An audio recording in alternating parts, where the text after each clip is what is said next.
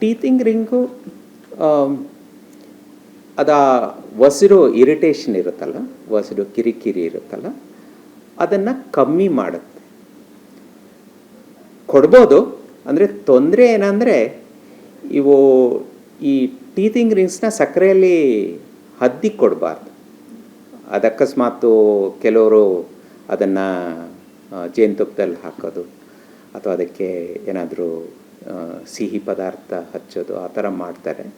ಅದರಿಂದ ಹಲ್ಲು ಬರುವಾಗ ಹಲ್ಲು ಉಳುಕಾಗುವ ಸಂಭವ ಹೆಚ್ಚಾಗ್ಬಿಡುತ್ತೆ.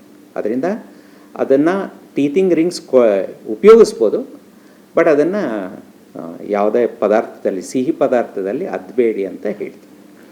ಇನ್ನೊಂದು ಏನಂದರೆ, ಮಕ್ಕಳು ಹೇಗಂದರೆ ಅಲ್ಲಿ ಇಲ್ಲಿ ಎಸ್ಬಿಡ್ತಾರೆ. ಅದು ಎಲ್ಲಿ ಗಲೀಜು ಅದನ್ನೇ ತೆಗೆದು ಬಾಳಿಗೆ ಹಾಕ್ಬಿಡೋದು, ಆ ಥರ ತೊಂದರೆ ಇರೋದ್ರಿಂದ ಟೀತಿಂಗ್ ರಿಂಗ್ಸ್ ಕೊಡುವಾಗ ಸ್ವಲ್ಪ ಎಚ್ಚರಿಕೆ. ಅದು ಕ್ಲೀನ್ ಇರಬೇಕು.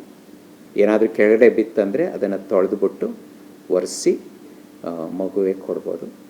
ಕೆಲವೊಮ್ಮೆ ಏನಂತಾರೆ ಅಂದರೆ ಒಂದು ದಾರ ಕಟ್ಬಿಟ್ಟು ಅದನ್ನು ಬಿಬ್ಗೋ ಅಥವಾ ಡ್ರೆಸ್ಗೋ ಏನಾದರೂ ಒಂದು ಕಟ್ಟಿ ಮಾಡ್ಬೋದು, ಹಾಗೂ ಮಾಡ್ಬೋದು.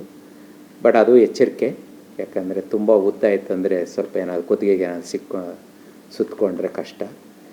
ಮಕ್ಕಳು ಯಾವಾಗಲೂ ನಾವು 2 ಹೆಜ್ಜೆ ಮುಂದೆನೇ ಇರಬೇಕು. ಅವ್ರು ಯಾವ ರೀತಿ ಮಾಡ್ತಾರೆ ಅನ್ನೋದು ನಾವು ಯೋಚಿಸಿ ನಾವು ಅವ್ರಿಗೆ ಇದನ್ನು ಕೊಟ್ಟರೆ ಹೀಗೆ ಮಾಡಬಹುದೇನೋ ಅನ್ನೋ ಯೋಚನೆಯಲ್ಲಿ ನಾವು ಅವ್ರಿಗೆ ಪ್ರತಿಯೊಂದೊಂದು ಈ ಟೀತಿಂಗ್ ರಿಂಗ್ ಆಗಲಿ ಅಥವಾ ತಿನ್ನೋದು ಕೊಡೋದಾಗಲಿ ಏನೇ ಆದ್ರೂ ಸ್ವಲ್ಪ ಎಚ್ಚರಿಕೆಯನ್ನು ವಹಿಸಬೇಕು.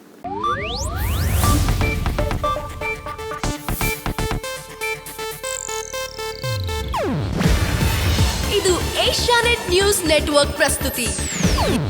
ನೀವು ನೋಡ್ತಿದ್ದೀರಾ ಏಷ್ಯಾನೆಟ್ ಸುವರ್ಣ ನ್ಯೂಸ್.